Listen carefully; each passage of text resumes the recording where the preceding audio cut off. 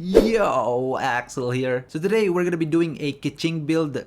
I know it's been a long time since I did a Keqing build. I do believe my first video ever was a Keqing build. So yeah, it's really exciting. And I just wanted to show you guys how much progress I've made on my Keqing so far. So yeah, I've been leveling her up, all of her talents, her character level, weapon level. I have been maxing her out to the max. So yeah, my Keqing is pretty well built. Alright, so starting off with Keqing's weapon, we have over here the Black Sword. I've been using this for a very long time now, and I've still been using it up to this very day. I've been using this weapon since it's just a pretty good weapon overall for Keqing, since it does have a pretty decent amount of crit rate and is a great weapon, is a good weapon overall. For artifacts, of course, we have the 4-piece Thundering Fury. The 4-piece allows me to spam Keqing's skill in a way that I can add more DPS to her kit, so which is also pretty good. Now we're just gonna check the main stats over here. So for the sands, we have attack percent, of course. Goblet, electro damage bonus, of course. And of course, for the circlet, we have crit rate. Now we're gonna check the substats on these artifacts. On our flower, we have about 13.2 crit damage, which is pretty good, and a 7.4 crit rate. And 15.5 energy recharge. I would say that's a pretty good artifact set. I just wish I didn't have this HP, that's all.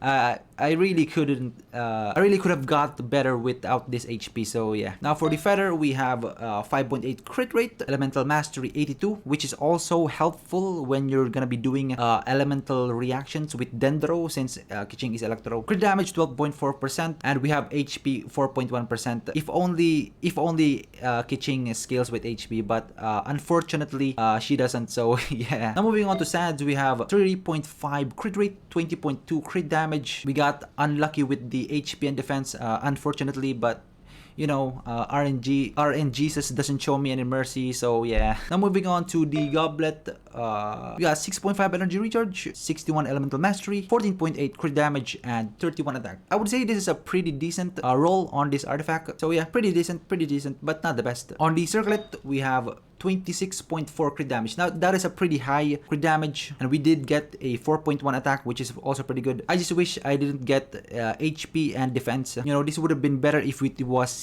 ER or at least EM, or even flat attack would be better. So yeah, now knowing all of these main stats and substats, we're gonna take a look at her overall stats over here with her attributes. So for crit rate, we have about 80% crit rate, 175 crit damage. So that is 1:2 crit rate to crit damage ratio. So 80 times 2 is 160. So 175 would be close enough to 160. So that is close to a 1:2 crit rate to crit damage ratio. So this is pretty good. Now moving on to Keqing's energy recharge over here, we have 122% energy recharge, which is pretty decent. Now Keqing doesn't really need a lot of energy recharge, because as you guys may see over here with her talents, her burst apparently, you can't see that right now. I'm just gonna take my face cam away. So as you guys can see over there, her energy cost only requires about 40 energy cost. So yeah, Keqing doesn't really need that much energy recharge, since you know, her energy cost is only 40. So yeah, you don't really need as much energy recharge with Keqing, since her energy cost is only 40. Now going back to her attributes, we have over here, as for her electro damage bonus, we have 61.6 electro damage bonus, which is pretty good. Now this 61.6 electro damage bonus will be multiplied by the amount of attack we have. So basically over here with this 1.5k attack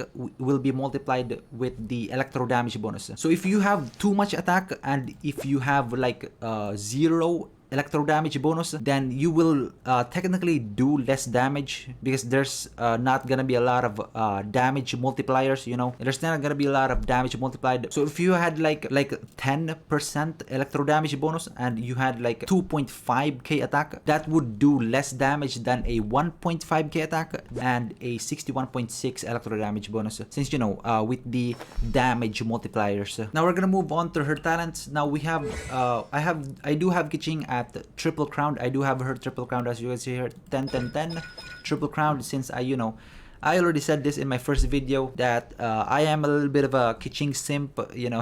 Keqing simp. So yeah, I think that's pretty much it.